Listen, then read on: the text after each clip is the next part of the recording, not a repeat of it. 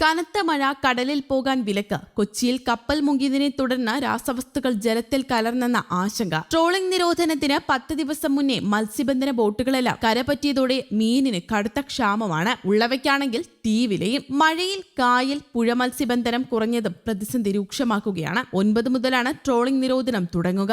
ഇതര സംസ്ഥാന മീൻവരവ് കുറഞ്ഞതോടെ വില കുത്തനെ കൂടി. അയലയും മത്തിയും പേരിന് മാത്രം. മറ്റു മീനുകളുടെ കൂട്ടത്തിൽ വല്ലപ്പോഴുമാണ് കിട്ടുന്നത്. നെയ്മീൻ, ആവോലി തുടങ്ങിയവയ്ക്ക് 1000 രൂപയ്ക്ക് അടുത്തായി വില. കേര, ചൂര, ചെമ്മീൻ തുടങ്ങിയവയുടെ വിലയും ഉയർന്നു. വലുപ്പത്തിനും ലഭ്യതയ്ക്കും അനുസരിച്ച മീൻ വില തോന്നും പോലെയാണ് കൂടുന്നത്. കഴിഞ്ഞ വർഷം മഴക്കാലത്തിന് മുമ്പ് 50% കൂടുതൽ മത്സ്യലഭ്യത ഉണ്ടായിരുന്നെങ്കിൽ ഇപ്പോൾ അത് കുറയുകയാണ് ഉണ്ടായത്. നേരത്തെ മീനുകൾക്ക് വില കുറഞ്ഞപ്പോൾ സ്റ്റോക്ക് ചെയ്തവയാണ് ഇപ്പോൾ വിൽക്കുന്നത്. ജില്ലയിലെ എല്ലാ ഹാർബറുകളിലും ഏറെക്കുറെ മത്സ്യബന്ധനം നിലച്ച മട്ടാണ്. സാധാരണക്കാരുടെ ഇഷ്ടമീനായ മത്തിക്കിപ്പോൾ തീപിടിച്ച വിലയാണ്. 300 തുടങ്ങി 350 രൂപ വരെ എത്തി വില. ചിലയിടങ്ങളിൽ അതിലും കൂടുതലുണ്ട്. കേരള തീരത്ത് നിന്ന് കിട്ടുന്ന മത്തിക്ക് വലിപ്പമില്ലാത്തതും ലഭ്യത കുറഞ്ഞതുമാണ് വില കൂടാൻ പ്രധാന കാരണം. കഴിഞ്ഞ 7 മാസമായി കേരള തീരത്ത് ലഭിക്കുന്നത് വളരെ ചെറിയ മത്തിയാണ്. തമിഴ്നാട്, കർണാടക സംസ്ഥാനങ്ങളിൽ നിന്ന് വലിയ മത്തി എത്തുന്നുണ്ടെങ്കിലും തീപിടിച്ച വിലയാണ്. നാടൻ മത്തിയുടെ രുചി ഇവയ്ക്ക് കിട്ടാറുമില്ല. അതും ഒരു പ്രതിസന്ധി തന്നെയാണ്.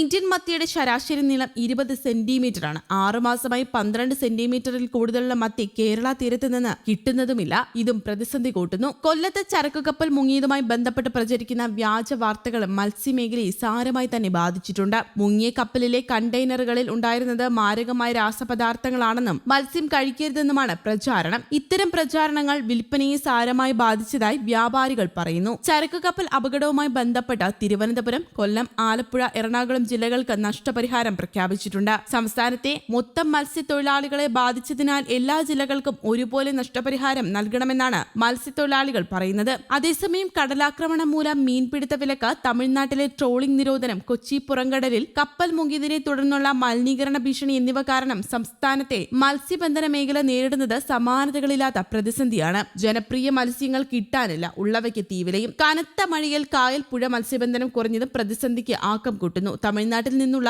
മത്സ്യത്തിന്റെ വരവ് തീരെ കുറഞ്ഞിട്ടുണ്ട്. ജൂൺ 9 മുതൽ കേരളത്തിലും ട്രോളിംഗ് നിരോധനം തുടങ്ങും. മുങ്ങിയ കപ്പലിന് 20 നോട്ടിക്കൽ മൈൽ ചുറ്റളവിൽ മത്സ്യബന്ധനത്തിന് വിലക്കുള്ളതിനാൽ ഭാഗത്തേക്ക് മത്സ്യത്തൊഴിലാളികൾക്ക് കടക്കാനാവില്ല. മത്സ്യം വരവ് കുറഞ്ഞതോടെ വില കുത്തനെ കൂടി. അയലയും ചാളയും ആവശ്യത്തിന് ലഭ്യമല്ല. ഏതാനും മാസങ്ങളായി വള്ളങ്ങൾക്ക് ചാള മാത്രമാണ് ലഭിച്ചിരുന്നത്. കടലിൽ പോകുന്ന ചെറുവള്ളങ്ങളാണ് കുറച്ചെങ്കിലും മീൻ എത്തിക്കുന്നത്. തൊഴിൽ നഷ്ടത്തിന് പരിഹാരം ആവശ്യപ്പെട്ട മത്സ്യത്തൊഴിലാളി ഫെഡറേഷൻ കൊച്ചിയിലെ കേന്ദ്ര മറൈൻ ഫിഷറീസ് റിസർച്ച് ഇൻസ്റ്റിറ്റ്യൂട്ടിന് മുന്നിൽ പ്രതിഷേധ ധർണ നടത്തിയിരുന്നു. ബോട്ടുകളും വള്ളങ്ങളും ഇനി കടലിൽ പോയി മത്സ്യവുമായി എത്തുമ്പോൾ മാത്രമേ കപ്പൽ ദുരന്ത ഭീഷണി വിപണിയിൽ എങ്ങനെ പ്രതിഫലിക്കുമെന്ന് വ്യക്തമാകൂ. ജൂൺ, ജൂലൈ, ഓഗസ്റ്റ് മാസങ്ങളാണ് കേരളത്തിലെ പരമ്പരാഗത മത്സ്യത്തൊഴിലാളികളുടെ നല്ല കാലം. കപ്പൽ അപകടം പ്രതീക്ഷകൾക്ക് മേൽ കരിനിഴലാണ് വീഴ്ത്തിയിരിക്കുന്നതെന്നാണ് ഉയരുന്ന പ്രധാന വാദവും. ഇത് മത്സ്യത്തൊഴിലാളികളെ സാരമായി തന്നെ ബാധിച്ചിട്ടുമുണ്ട്.